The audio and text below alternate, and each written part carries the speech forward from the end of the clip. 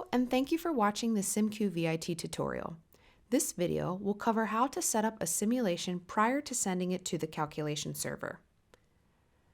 Begin by clicking on the SimQ icon to open the program. This will take you to the dashboard. Here, different workflows for different anatomical regions and implant types are presented. For this tutorial, we focus on the mandible, and once clicked, it takes you to the Geometry tab. Under the Geometry tab, begin importing the bone STL files by clicking Import STL under the heading Bone. A screen will appear showing the folder where the Geometry STL files have been saved. Select the files labeled Bone and then click Open to load them. Next, if a transplant exists for the patient geometry, import this by clicking the heading Transplant. A screen will appear showing the folder where the Geometry STL files have been saved. Click on the Transplant STL file and then click Open to load it. Next, to select the Implant STL geometries, click on the heading Implants. A screen will appear showing the folder where the Implant STL files have been saved. Click on the Implant STL files and then click Open to load them. A material for the implant and screws have to be selected. You may choose the material from the material library as seen in the drop-down menu. There, you can select predefined materials like surgical steel, titanium grades 1 to 5, and peak milled. Keep in mind, you cannot proceed further if a material for the implant and screws have not been selected.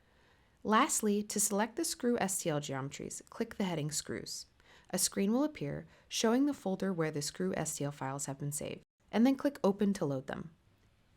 If you import a simplified screw, a warning message may appear. It tells you that the geometry is quite coarse. In this case, less than 1,000 triangles. Usually, simplified screw geometries are used for planning. For simulation, you can import the original complex geometry or use the simplified geometry.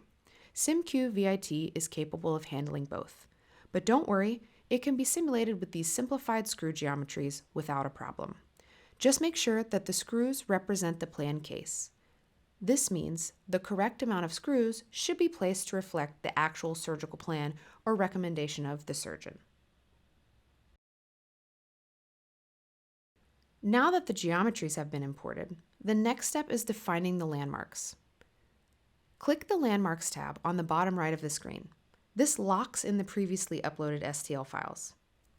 It is possible to unlock this step, however, the STL files must be re-imported. With the primary mouse button, select the position on the geometry that best corresponds to the image in the top right corner of the screen. With the secondary mouse button, the geometry can be rotated. So we're going to start to set those landmarks. My sphere is currently yellow, and once I click to set the landmark, the sphere turns green. That means it's set, and now the next landmark is then ready to be set. The sphere turns blue when you hover over the set landmark, and it just shows that it can be moved around a bit. So if it's unset, it's yellow, and when it's set, it's green. We just continue to mark those landmarks based on the top right picture there. If it's not possible to define a landmark on the geometry because it's not present due to resection or trauma, etc., then the affected landmark can be skipped by simply clicking the Skip button.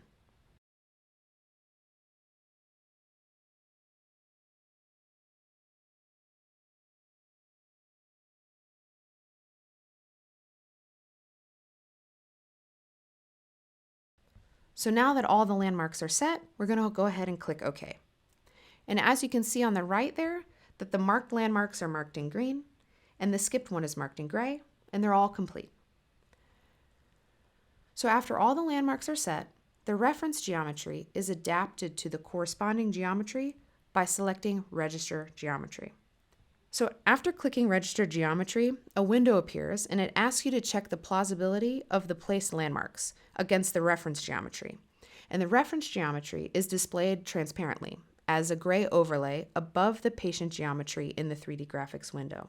You want to check that transparent overlay, that it's in a good position overall, and we will cover plausibility in another video. And confirm the plausibility with the Confirm Geometry Registration button.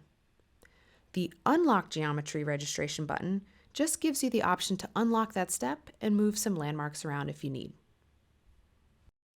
Next, we're going to go ahead and define load cases. Click on the Load Case tab and then click the No Selection tab on the drop-down menu that appeared.